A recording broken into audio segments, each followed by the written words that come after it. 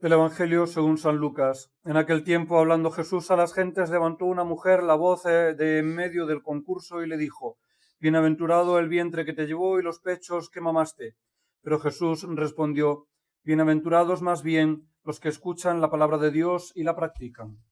Homilía de San Juan Crisóstomo, tomada de las lecturas del oficio de Maitines, de la vigilia de la Asunción de Nuestra Señora. Cuando escuchamos a una mujer exclamar: Bienaventurado el seno que te llevó, bienaventurados los pechos que te amamantaron, y a Jesús responder: Bienaventurados más bien los que hacen la voluntad de mi Padre, debemos atribuir estas diversas expresiones a un mismo sentimiento. No intenta Jesús, con su respuesta, tratar con desconsideración a su madre. Pretende únicamente dejar bien sentado que de nada le aprovecharía su maternidad sin la fe y la virtud. Pero si de nada habría servido a María sin la virtud el haber dado a luz a Cristo, tampoco nos servirá de nada el tener un padre, una madre, un hijo que se distingan por sus virtudes si nosotros mismos no les imitamos. Después de la gracia de Dios, no debemos poner nuestra confianza más que en nuestras buenas obras. Si la maternidad de María hubiese constituido para ella un título suficiente de salvación, también los judíos consanguíneos de Jesús, según la carne, hubieran disfrutado de un privilegio parecido. Lo habrían disfrutado los habitantes de la población natal de Jesús, lo habrían disfrutado sus hermanos. Pues bien, mientras éstos vivieron negligentemente, ningún provecho reportaron de su parentesco. Estaban comprometidos como los demás en la condenación que pesaba sobre el mundo. Empezaron a ser objeto de admiración cuando resplandecieron por su propia virtud. En cuanto a la patria del Salvador, este título no bastó para salvarla. Cayó vencida y fue pasto de las llamas. Perecieron miserablemente los conciudadanos de Jesús. No se salvaron ni sus mismos parientes, no estando como no estaban protegidos por la propia virtud. Los que con más vivos destellos resplandecieron fueron los apóstoles por estar unidos a Cristo con los lazos que más estrechamente podían ligarles con él, los lazos de la obediencia. Esto demuestra cuán indispensables son la fe, las virtudes y las buenas obras. He aquí la única senda que puede conducirnos a la salvación. En el nombre del Padre, del Hijo y del Espíritu Santo. Amén. Ave María Purísima. Celebramos hoy, 14 de agosto, queridos hijos, la vigilia de la fiesta de la Asunción de la Santísima Virgen María a los cielos. Una de las 4 vigilias que se siguen manteniendo en la Iglesia como día de penitencia, con ayuno y abstinencia. Las 4 vigilias que se mantienen a día de hoy son las de la Natividad, el 24 de diciembre, la de Pentecostés, la vigilia de la Asunción y la vigilia de Todos los Santos.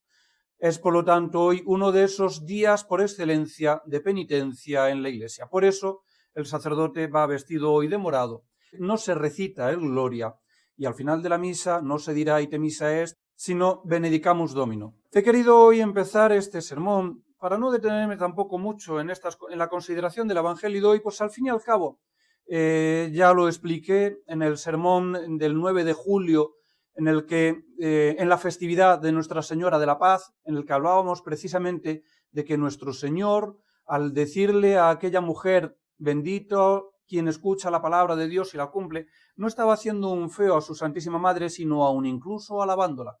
He querido hoy, para ratificar aquello que dije el 9 de julio, leer la homilía de San Juan Crisóstomo que hemos leído en el oficio de Maitines, en el cual se nos viene a decir lo mismo. No quiso nuestro Señor tratar con desconsideración a su madre, nos dice San Juan Crisóstomo, sino todo lo contrario, dar a entender que la maternidad divina de nada habría servido a la Santísima Virgen María si no hubiera ido acompañada de la obediencia ciega que ella manifestó y de su virtud. Como os decía en aquel sermón, lo que hace al decir bienaventurado aquel que escucha la palabra de Dios y la cumple es alabar precisamente a su Santísima Madre, pues ella ha sido la criatura más obediente que existe en el universo. No me detendré, por lo tanto, a considerar más este Evangelio, pues como digo, ya lo consideramos el 9 de julio pasado, y con esta homilía de hoy de San Juan Crisóstomo creo que queda suficientemente considerado el tema. Celebramos también hoy la conmemoración de San Eusebio Presbítero, sacerdote del siglo IV, que combatió el arrianismo y que murió después de 7 meses de estar prisionero en una cárcel, o más bien en un zulo, en el que apenas podía caber su persona. Allí estuvo 7 meses hecho prisionero por el emperador arriano Constancio por defender la fe católica en contra del arrianismo. Allí, desde que comenzó su prisión, él elevó su alma a Dios de manera especial para buscar unirse a él y pedirle que le liberara de aquel cautiverio, llevándolo con él a la gloria. Y así, 7 meses después, el santo presbítero Eusebio entregó su alma a Dios. Es considerado confesor y no mártir como tal, pero entregó su alma a Dios después de haber combatido la herejía.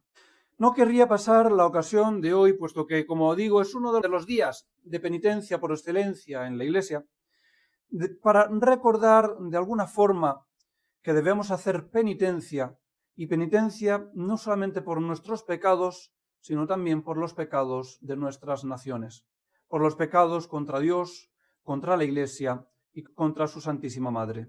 Hace poco, el pasado 25 de julio, se llevó a cabo una consagración episcopal dentro de aquellos que reconocemos que no hay papa desde la muerte de su Santidad Pío XII en 1958. Con ocasión de aquella consagración, se dio a entender que, de manera quizás un tanto ufana, que la Iglesia conciliar y el Novus Ordo tienen sus días contados. Quienes llevaron a cabo esta consagración episcopal están de alguna forma intentando promover un concilio imperfecto para la elección de un papa y así poder acabar con la tribulación en la que se encuentra la Iglesia sin papa desde 1958. Sin embargo, lo primero que debemos hacer, queridos míos, que es como en tantas otras ocasiones ya me habréis oído hablar, es vivir en la verdad, adecuar nuestro entendimiento a la realidad de la situación que vive la Iglesia, a esta tribulación. Solo cuando adecuemos nuestro entendimiento a la realidad y vivamos, por lo tanto, en la verdad, pues verdad, como nos enseña y tantas veces os he repetido Santo Tomás de Aquino y el mismo filósofo Aristóteles, la verdad es la adecuación del entendimiento a la realidad. Observemos, por lo tanto, la realidad, adecuemos nuestro entendimiento, aceptemos la voluntad de Dios y a partir de ahí, guiados por la gracia y dejándonos llevar por la gracia, poder actuar de manera coherente. Sin duda, la tribulación que está atravesando la Iglesia es la mayor tribulación que nunca jamás ha existido. Es aquella tribulación de la que Cristo nuestro Señor nos habló, que se daría al final de los tiempos, pues ya se están dando y se han dado muchos de los signos que nuestro Señor nos profetizó. Nos dijo que el error, la abominación de la desolación, estará en el lugar que no le corresponde, en el lugar santo. El error en el trono de la verdad, el error en la cátedra de San Pedro. Esto nos es profetizado en Mateo 24 y en Marcos 13. Eso ya lo vemos desde la muerte de su Santidad Pío XII en 1958, con la entronización del hereje Roncalli, usurpador Juan XXIII. Desde entonces se introdujo el error en la cátedra de la verdad, la abominación de la desolación, allí donde no debe estar, en el lugar que no le corresponde, en el lugar santo, en el trono de Dios en la tierra. También nos avisa nuestro Señor que el sacrificio será abolido, y eso, como ya me habéis oído decir en otras ocasiones, lo vemos desde 1968, en que el usurpador Pablo VI eliminó la sucesión apostólica en la Iglesia conciliar con la reforma del pontifical romano, anulando la sucesión apostólica, anulando el sacerdocio, la transmisión del sacerdocio. Y posteriormente, en 1969, con la destrucción de la liturgia, el mal llamado Novus Ordo Mise, publicado por el mismo usurpador Pablo VI. En esos años se eliminó, por lo tanto, el sacrificio. Ya no hay sacrificio en la Iglesia conciliar y parece no haber sacrificio en todo el mundo, pues somos muy pocos los sacerdotes, los verdaderos y válidos sacerdotes que celebramos lícita y válidamente el santo sacrificio del altar, la Santa Misa. Se han dado ya muchos de esos signos que, como digo, profetizó nuestro Señor. Estamos, por lo tanto, en la última y en la gran tribulación. Debemos entender esto. Y esta gran tribulación, como os he dicho en otras ocasiones, será mayor que la que nunca haya habido. Y la mayor tribulación antes de la venida de Cristo nuestro Señor fue precisamente la tribulación del exilio de Babilonia. 70 años estuvieron los israelitas fuera de su tierra, sin templo, sin sacrificios, sin sacramentos del Antiguo Testamento, sin aspersión de la sangre de las víctimas para el perdón de los pecados. 70 años en tierra ajena. ¿Y qué les quedó hacer a los israelitas? ¿Sublevarse? ¿Rebelarse contra la voluntad de Dios? ¿Rebelarse contra Babilonia que la tenía esclavizada? Para nada. Fue nuestro Señor quien mandó a su pueblo precisamente al exilio, como castigo por sus pecados, por haberse apartado de él, por haberse abandonado a la idolatría. Dios castiga a su pueblo 70 años fuera de la tierra prometida, fuera del templo, sin sacramentos, sin sacrificios, para que aprendan, para que se arrepientan, para que pidan perdón. Sin embargo, los israelitas en esos 70 años no les quedó más remedio que darse cuenta de su pecado, aceptar el castigo de Dios, el justo castigo de la justa ira divina, y pedir perdón y llorar y gemir en el exilio de Babilonia. Pero aquel exilio se acabó solo cuando Dios nuestro Señor lo dijo, no por una acción por parte del pueblo, no por una acción por parte de los israelitas, no por una rebelión por parte de ellos. Solamente les quedó aceptar la voluntad de Dios y aquel castigo. Y nuestro Señor, tanto en Ezequiel como en Jeremías, nos dice que es Él el que sacará a su pueblo de esa tribulación. En el famoso cántico de Ezequiel, en el capítulo 36, versículo 24, nos dice: os recogeré de entre las naciones, os reuniré de todos los países y os llevaré a vuestra tierra. Es Dios quien acaba con la tribulación. Es Dios quien recoge a su pueblo y lo vuelve a reunir. Y en Jeremías, en la carta a los exiliados de este profeta, capítulo 29, versículos 13 y 14, nos dice nuestro Señor: me buscaréis y me encontraréis cuando me busquéis de todo corazón. Me dejaré encontrar, afirma el Señor, y os haré volver del cautiverio. Yo os reuniré de todas las naciones y de todos los lugares a donde yo os he dispersado, y os haré volver al lugar del cual yo os deporté, afirma el Señor. Es Dios quien castiga a su pueblo justamente por sus pecados, y es Dios quien, una vez que su pueblo ha pedido perdón y se ha arrepentido, lo reúne de aquella dispersión, de aquella tribulación, y acaba con aquella tribulación. De igual manera, a día de hoy, en esta grandísima tribulación que es la mayor de todos los tiempos, es nuestro Señor quien verdaderamente ha enviado a su pueblo a esta gran tribulación por sus pecados. Lo único que nos queda a nosotros es aceptar este castigo, aceptar esta tribulación, pues verdaderamente nos la merecemos, y más aún todavía incluso aceptarla, reconocer nuestros pecados personales y los pecados de las naciones y aún incluso de las naciones católicas, pedir perdón a Dios por esos pecados e implorar que nos reúna de nuevo de esta dispersión a la que nos ha enviado. Eso es lo único que podemos hacer, imitar a aquellos israelitas. La Iglesia, como en tantas ocasiones os he repetido, tiene que replicar en sí la vida de Cristo nuestro Señor. Se encuentra a día de hoy en ese sábado santo, se encuentra eclipsada tras la losa del sepulcro. No ha muerto, pues no puede morir, pero sí está eclipsada tras la losa del sepulcro, ocultada a los ojos de la gran mayoría.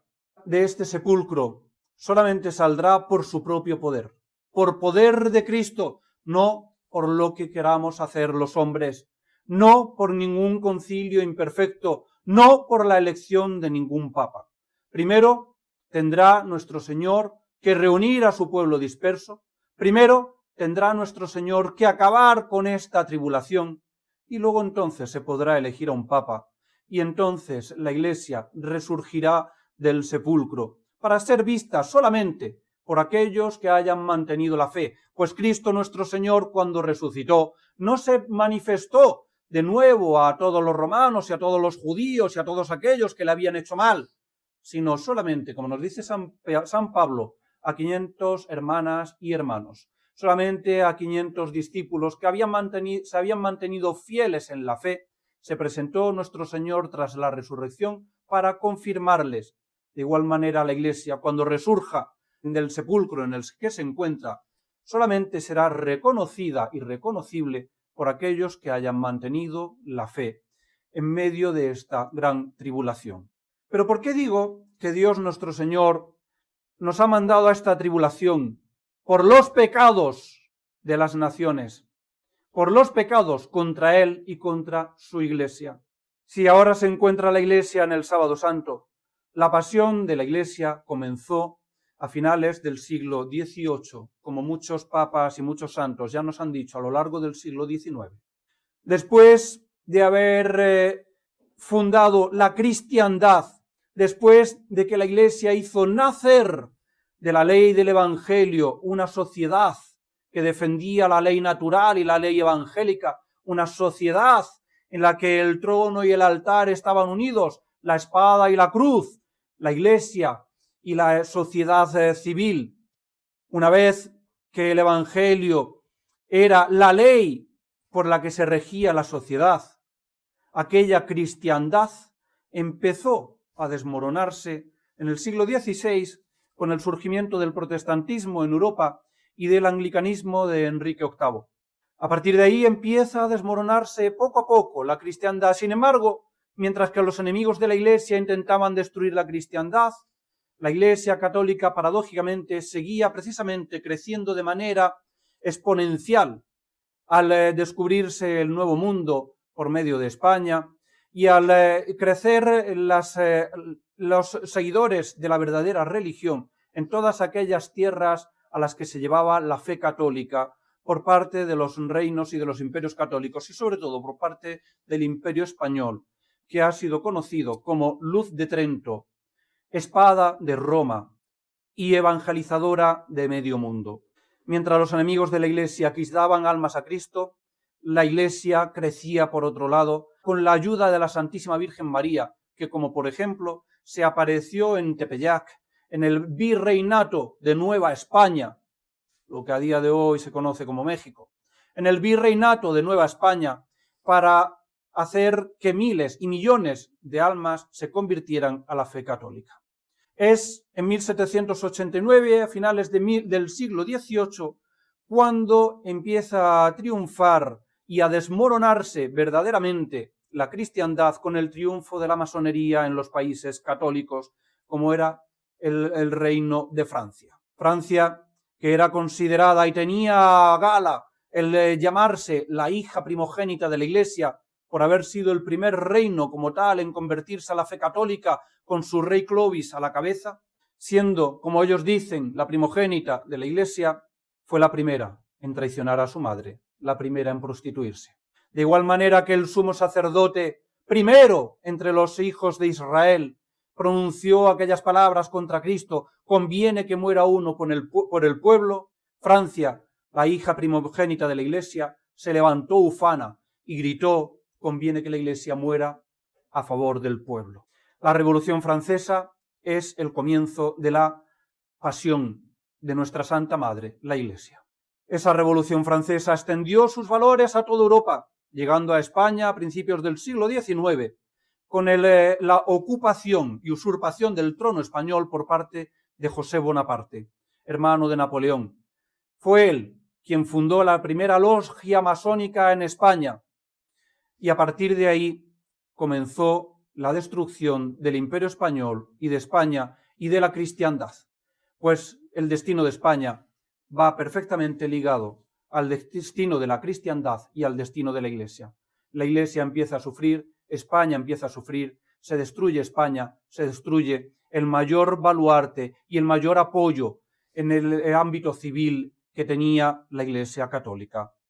Sabían muy bien los enemigos que para intentar destruir la Iglesia primero tenían que quitarle todos los apoyos seculares, todos los apoyos civiles que tenían, y por eso atacaron a las naciones católicas. La primera en caer, como bien he dicho, fue Francia, después de que en el siglo XVI cayó Inglaterra y parte de las naciones del norte de Europa. España, sin embargo, se desangró por la fe católica. España se desangró por intentar retornar a Inglaterra, a la fe católica, luchando contra los anglicanos en Inglaterra. Se desangró por mantener la fe en el norte de Europa, luchando contra los protestantes en las guerras de religión. Se desangró por impedir que el Islam volviese a conquistar Europa, haciéndole frente en la batalla de Lepanto, y se ha desangrado extendiendo la fe católica por medio mundo, según iba conquistando terrenos y tierras para el imperio. Ninguna otra nación, ningún otro imperio ha hecho lo que hizo España. Por eso los enemigos se cebaron contra ella. Pero España pecó. A partir de 1833, sobre todo con la muerte de Fernando VII y la llegada al trono de su hija Isabel II, que era una niña, los masones y liberales se hicieron con el gobierno de España. España traicionó a la Iglesia. España pecó contra Dios y contra la Iglesia. Durante el siglo XIX, durante gran parte del siglo XIX, España combatió a la Santa Madre Iglesia. Muestra de ello son las desamortizaciones, entre otras, las más importantes, de Mendizábal, de Espartero o de Madoz. 3 desamortizaciones en menos de medio siglo. 3 desamortizaciones en las que España, a nivel oficial, quitaba todos sus apoyos y todas sus tierras a la Iglesia católica. Durante ese siglo XIX, los gobiernos que se sucedieron durante el reinado de Isabel II, gobiernos liberales y masónicos, hicieron todo lo posible por combatir a la Iglesia católica dentro de España, y aun incluso fuera, pues apoyaron al insurgente Víctor Manuel en Italia para conseguir aquella reunificación de la mal llamada nación italiana. Hasta ese momento, hasta el siglo XIX, Italia estaba dividida en diferentes repúblicas y reinos.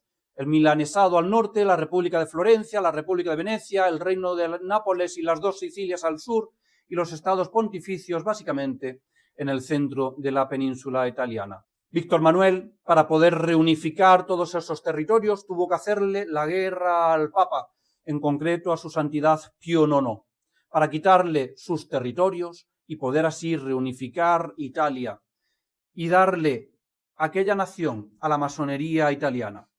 España apoyó oficialmente, por desgracia, a las guerras de Víctor Manuel en contra del Papa, su santidad Pío IX, y en contra de los intereses y el bien de la Iglesia. Sin embargo, aquello no ocurrió en España de manera gratuita, pues España estaba dividida. Quienes apoyaban a los masones y a los liberales y a Isabel II, y quienes intentaban devolver a España a la tradición política de la cristiandad, a unir de nuevo la Iglesia con el Estado, a unir de nuevo el trono con el altar. Aquellos conocidos como carlistas, pues defendían como sucesor al trono y como verdadero y legítimo rey de las Españas al hermano de Fernando VII, don Carlos Isidro María. Por eso se les conoce carlistas, por defender el reinado de Carlos, que sería Carlos V de las Españas. 3 guerras, hasta 3 guerras civiles se sucedieron en el siglo XIX para intentar recuperar el gobierno de la nación y devolverlo verdaderamente a la fe católica. Sin embargo, ganaron los liberales y extendieron el error por toda la península y parte del imperio, aquellos liberales y masones, llegando así hasta primeros del siglo XX, hasta el primer tercio, hasta la Segunda República y la que fue nuestra guerra civil o nuestra última cruzada, desde 1939 a 1936, que ha sido la mayor persecución religiosa que ha sufrido la Iglesia Católica en toda su historia. En esos 3 años, o desde el 31 en que empezaron los martirios, llegaron a morir mártires 7.000 sacerdotes, 14 obispos, el nuncio apostólico de su santidad y más de 1 millón de laicos por el simple hecho de ser católicos, de ir a misa o de llevar un rosario en el bolsillo.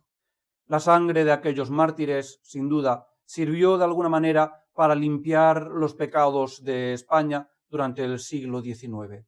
Pero tras la victoria de nuestro invicto caudillo Francisco Franco, el único que ha sido capaz de vencer al comunismo en el campo de batalla en todo el mundo, y tras los primeros años de bonanza espiritual, a finales de los años 50 y principios de los 60, aún en el gobierno de Franco, empezó lo que se conoce como la segunda parte de ese gobierno, liderada por los tecnócratas, personas que habían sido formadas de alguna manera para gobernar el país, pero que empezaron ya también a introducir costumbres que eran contrarias a la fe católica, aún en tiempos de Franco.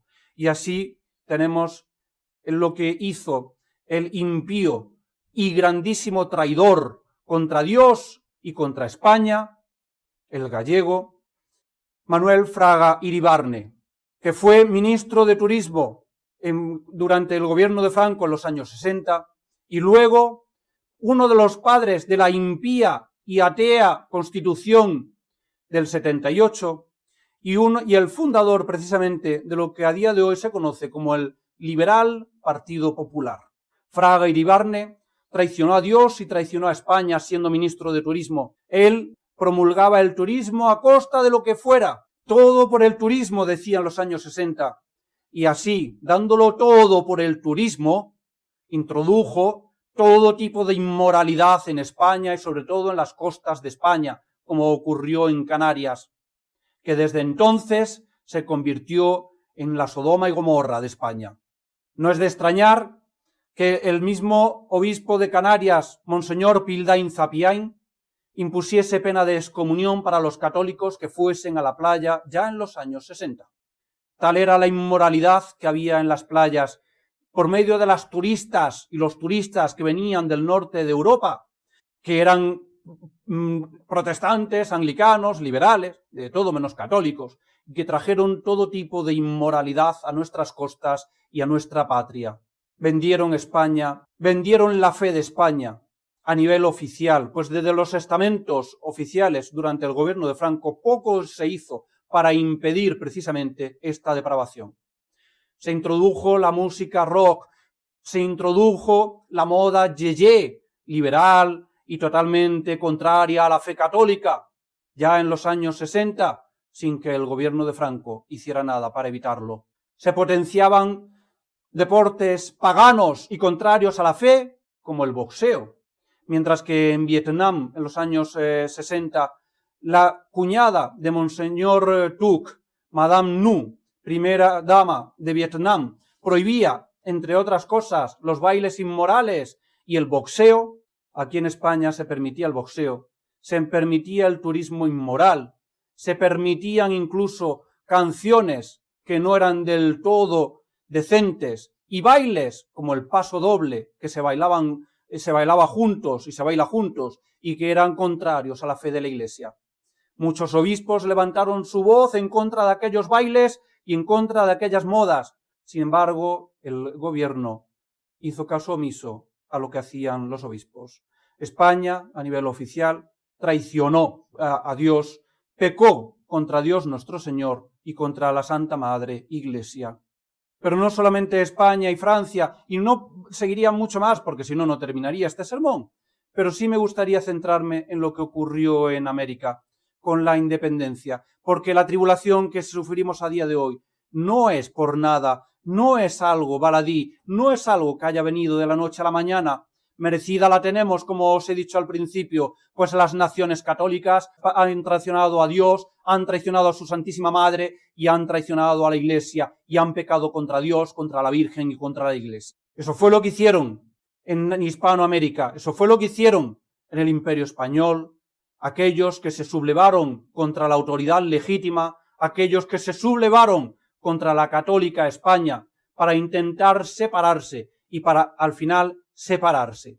Las independencias de los países hispanoamericanos fueron contrarias a la voluntad de Dios, perjudiciales para la fe católica y llevadas a cabo, sobre todo por la masonería, y en contra de las disposiciones de los romanos pontífices. Después de que empezaran las primeras sublevaciones, poco tiempo después, casi de inmediato, su santidad Pío VII, en 1816, mandó una carta encíclica a los obispos del Imperio Español en América y al clero americano, diciéndoles que no siguieran aquellas sublevaciones.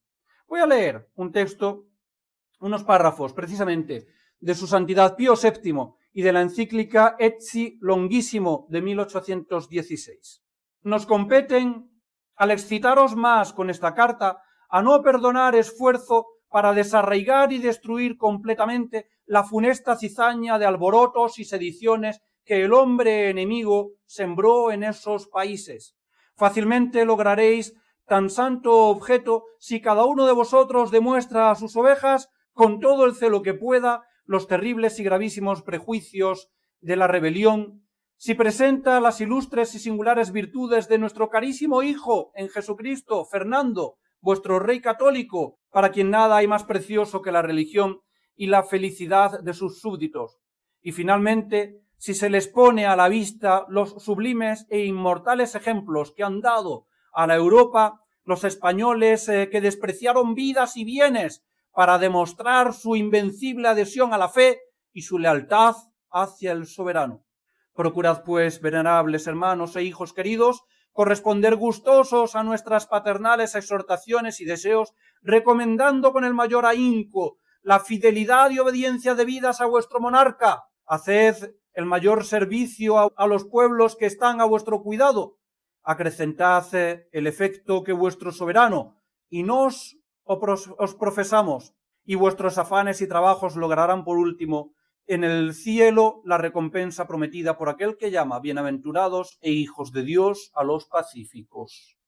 8 años después, en 1824, su santidad León XII, sucesor de Pío VII, escribió también a los obispos y el clero americano la encíclica Ecce Jam Diu, en la cual se quejaba también precisamente de la Revolución Americana y de las independencias con las siguientes palabras. A la verdad, con el más acerbo e incomparable dolor emanado del paternal afecto con que os amamos, hemos recibido las funestas nuevas de la deplorable situación en que tanto el Estado como a la Iglesia ha venido a reducir en esas regiones la cizaña de la rebelión, que ha sembrado en ellas el hombre enemigo.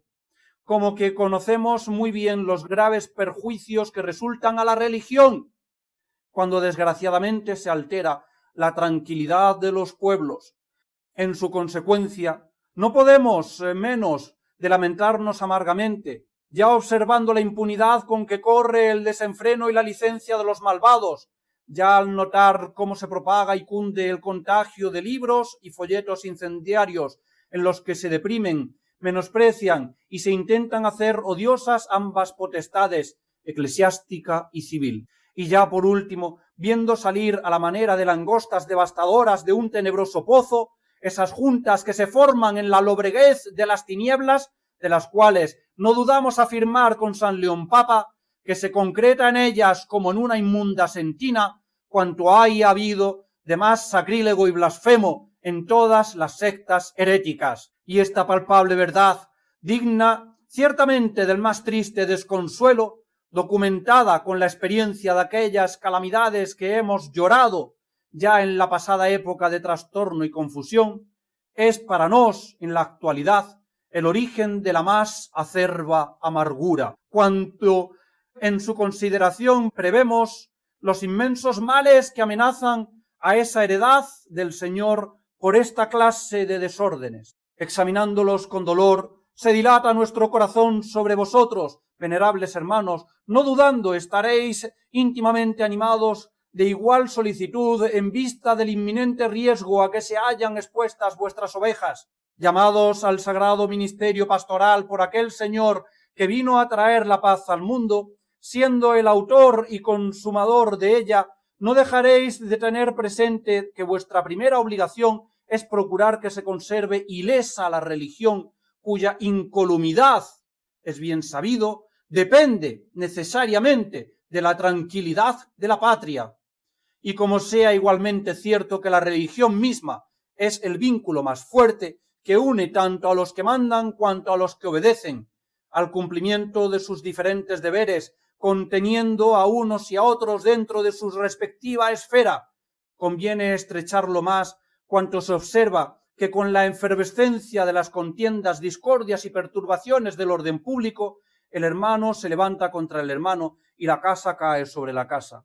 La horrorosa perspectiva, venerables hermanos, de una tan funesta desolación nos obliga hoy a excitar vuestra fidelidad por medio de este nuestro exhorto, con la confianza de que mediante el auxilio del Señor no será inútil para los tibios ni gravosa para los fervorosos, sino que estimulando en todos vuestra cotidiana solicitud, tendrán complemento nuestros deseos. No permita Dios, nuestros muy amados hijos, no lo permita Dios, que cuando el Señor visite con el azote de su indignación los pecados de sus pueblos, retengáis vosotros la palabra a los fieles que se hallan encargados a vuestro cuidado, con el designio de que no entiendan que las voces de alegría y de salud solo son oídas en los tabernáculos de los justos, que entonces llegarán a disfrutar el descanso de la opulencia y la plenitud de la paz, cuando caminen por la senda de los mandamientos de aquel Señor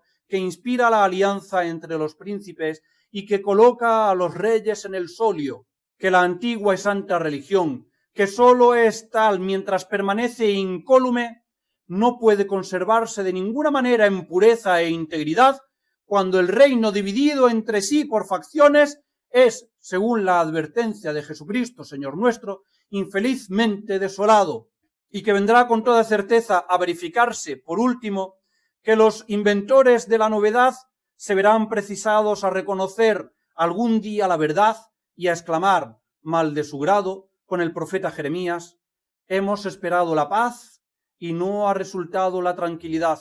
Hemos aguardado el tiempo de la medicina y ha sobrevenido el espanto. Hemos confiado en el tiempo de la salud y ha ocurrido la turbación. Como podéis ver, queridos hijos, la Iglesia se opuso siempre a la independencia de Hispanoamérica.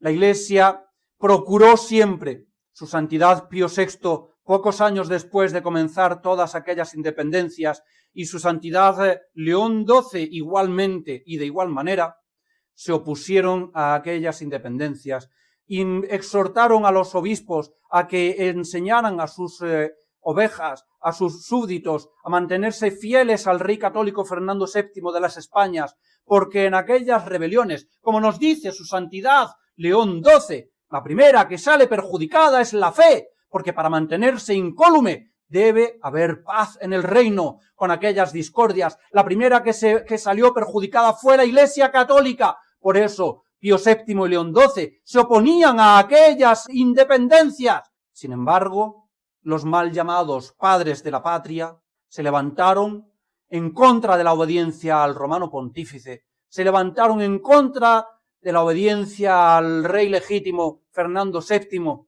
hicieron la guerra a España y, lo que es peor aún, enarbolaron el estandarte de María Santísima. Ya el impío y malnacido cura Hidalgo en México, o el impío y malnacido O'Higgins en Chile, por citar solamente algunos, enarbolaron el estandarte de María Santísima en contra de la obediencia debida al Papa y al Rey. Al grito de ¡Viva Santa María de Guadalupe! Se levantaron en contra del Papa, en contra del Rey, en contra de la obediencia debida a Dios, a María Santísima y a la Santa Madre Iglesia. Pecaron contra Dios, contra María Santísima y contra la Iglesia Católica. Le quitaron el principal baluarte que tenía la Iglesia Católica en el mundo civil, que era el Imperio Español. Aquellos que favorecieron las independencias fueron artífices de la destrucción de la cristiandad, fueron artífices de la destrucción del mayor baluarte que tenía la Iglesia Católica, de la espada de Roma, del Imperio Español. Fueron artífices de la pasión de la Iglesia Católica. No es de extrañar que en el Vaticano II, precisamente, los obispos que venían de Hispanoamérica fueran los principales promotores de todas las rebeliones contra la fe católica, además de los que venían del norte de Europa. Desde que los diferentes territorios del Imperio Español se separaron en flagrante desobediencia al Papa y al Rey de España, la masonería campó por sus anchas en estos países. Desde entonces se abandonaron a los brazos de los impíos enemigos de la fe y de Dios. Como decía su Santidad León XII, citando al profeta Jeremías, hemos esperado la paz y no ha resultado la tranquilidad.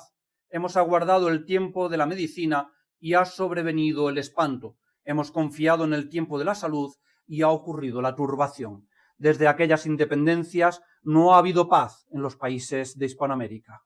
Y lo que es más triste aún a día de hoy es que los católicos de aquellos países celebren todavía los mal llamados días patrios y celebren los días de la independencia, y aun incluso aquellos que se consideran católicos y que reconocen que no hay papa desde 1958. ¿Qué es lo que tiene que celebrar un católico en esos días de la independencia? ¿Qué es lo que tiene que celebrar? ¿La destrucción de la cristiandad? ¿La desobediencia al papa en contra del bien de la fe católica y de la Iglesia? ¿Es eso lo que tienen que celebrar los católicos en los días de la independencia de los países de Hispanoamérica? Como os digo, la tribulación por la que estamos sufriendo a día de hoy y la que estamos padeciendo, la tenemos bien merecida. Durante un siglo, o más de un siglo, las naciones, y aun las naciones católicas, han combatido a Dios, a su Santísima Madre y a la Iglesia. Han profanado el nombre de María Santísima, como lo profanaron en Nueva España al enarbolar el estandarte de María Santísima de Guadalupe, o como lo profanó O'Higgins en Chile al nombrar a María Santísima bajo la advocación del Carmen como patrona del ejército sublevado en contra de la voluntad expresa del romano pontífice vicario de Cristo en la tierra y en contra de la incolumidad de la fe católica, como nos dicen los papas. Profanaron el nombre de María Santísima.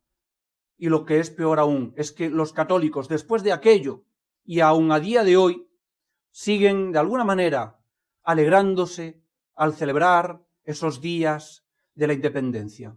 Lo primero que tenemos que hacer es reconocer nuestros pecados, reconocer los pecados de nuestras naciones contra la Iglesia, contra Dios, contra María Santísima, pedir perdón a Dios arrepentidos y quizás así, de esa manera, cuando nos hayamos vuelto verdaderamente a Dios nuestro Señor, Él tenga a bien mitigar esta tribulación, que como bien dijo en el Evangelio, si los días no fuesen acortados, nadie se salvaría.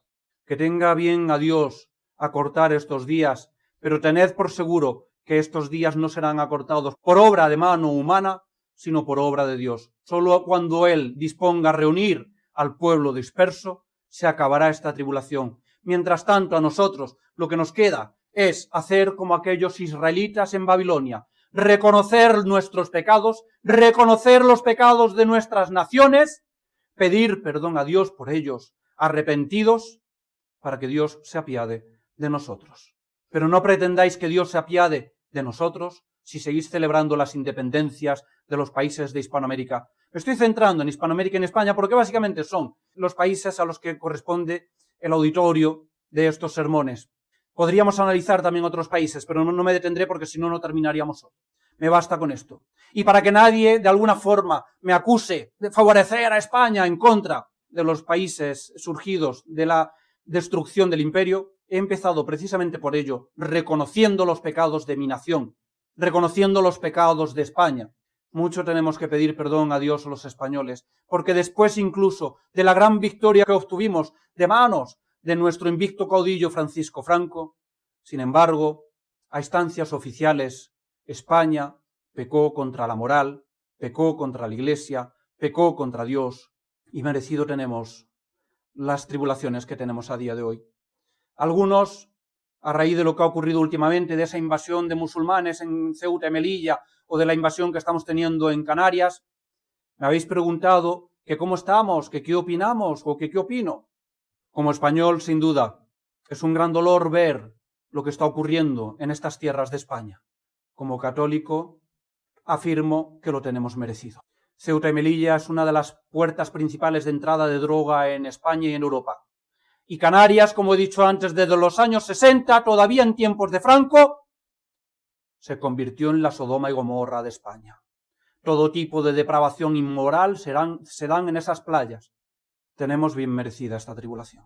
Si nos quitasen Canarias o Ceuta y Melilla, merecido lo tenemos por haber ofendido a Dios, por haber ofendido a la Iglesia, por haber ofendido a su Santísima Madre, por haber ido en contra de la moral católica. España, por desgracia, a día de hoy, no es católica, salvo algunos que mantienen la fe.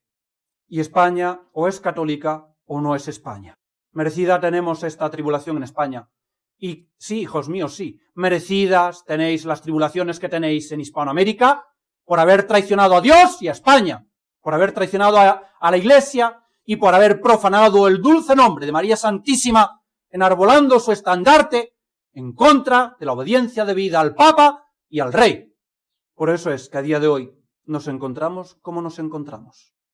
En vez de festejar los días de la independencia, lo que se debería de hacer en los países de Hispanoamérica es celebrar misas por la redención de los pecados, la misa votiva pro peccatis, y rezar no te deum, ni cantar te deum, como suelen hacer, sino miserere, y los 7 salmos penitenciales, pidiendo perdón a Dios por haber destruido la cristiandad, por haber sido artífices de primera línea en la destrucción de la cristiandad, por haber sido artífices en primera línea de haber dejado a la Iglesia sin su mayor apoyo, y porque debido a esos pecados, a día de hoy padecemos la mayor tribulación que jamás haya padecido la Iglesia y la humanidad entera. Hoy, como digo, es día de ayuno y abstinencia, es uno de los principales días de penitencia a lo largo del año. Hagamos penitencia, ofrezcamos el ayuno y la abstinencia de hoy, pidiendo perdón a Dios por nuestros pecados personales y por los pecados de nuestras naciones y por los pecados de las naciones católicas contra Dios, contra su Santísima Madre y contra su Santa Esposa, la Iglesia Católica. Quizás así Dios poco a poco se vaya apiadando de nosotros, pero no conseguiremos nada reuniéndonos para elegir a un Papa en medio de esta gran tribulación, porque nada pudieron hacer los israelitas para liberarse del yugo de Babilonia, nada podemos hacer los católicos a día de hoy para liberarnos del yugo de la meretriz que está sentada en Roma. Lo único que nos queda es, como aquellos israelitas, llorar, gemir, pedir perdón, en medio de una tierra extranjera, sin sacramentos y sin sacrificios. Pero no hagáis como hacen algunos, que como necesitan los sacramentos, buscan sacramentos por doquier y les da igual de quién los reciban, de si son o no verdaderamente católicos, de si reconocen o no a los usurpadores como papas, o de si, reconociendo que no hay papa desde 1958, dicen que el papa puede ser material, como la tesis de Casichacum. No todo vale en esta vida. No se pueden recibir los sacramentos de sacerdotes que no mantienen la fe católica íntegra. De igual manera que los israelitas no realizaron sacrificios en Babilonia, pues no podían ofrecer sacrificios fuera del templo, y no ejecutaron ningún sacrificio para consuelo del pueblo. De esa misma manera, a día de hoy, aquellos que no podáis ir al santo sacrificio de la misa o que no podáis recibir los santos sacramentos, debéis aceptar este castigo que Dios nos impone, pedir perdón, llorar y gemir como hicieron aquellos israelitas, que Dios se apiade de nosotros, pero no buscar de cualquier manera sacramentos manchados y no buscar de cualquier manera consolarse uno a sí mismo, que antes debemos consolar al Sacratísimo Corazón de Jesús y al Inmaculado Corazón de María Santísima, y antes debemos consolar a nuestra Santa Madre la Iglesia en esta gran tribulación que está sufriendo y padeciendo en este sepulcro en el que se encuentra. Pidamos a la Santísima Virgen María, en este día de la vigilia de la Asunción, que nos ayude y nos enseñe a adecuar nuestro entendimiento a la realidad de la situación que vive la Iglesia para que así, viviendo en la verdad y con fidelidad a la gracia, podamos actuar de manera coherente para bien de la Iglesia y salvación de las almas. Porque después de que la Iglesia resurja del sepulcro, vendrá esa asunción o ascensión de la Iglesia a los cielos. Hoy es vigilia de la asunción de Nuestra Señora. La Iglesia será también subida a los cielos después de que resurja del sepulcro.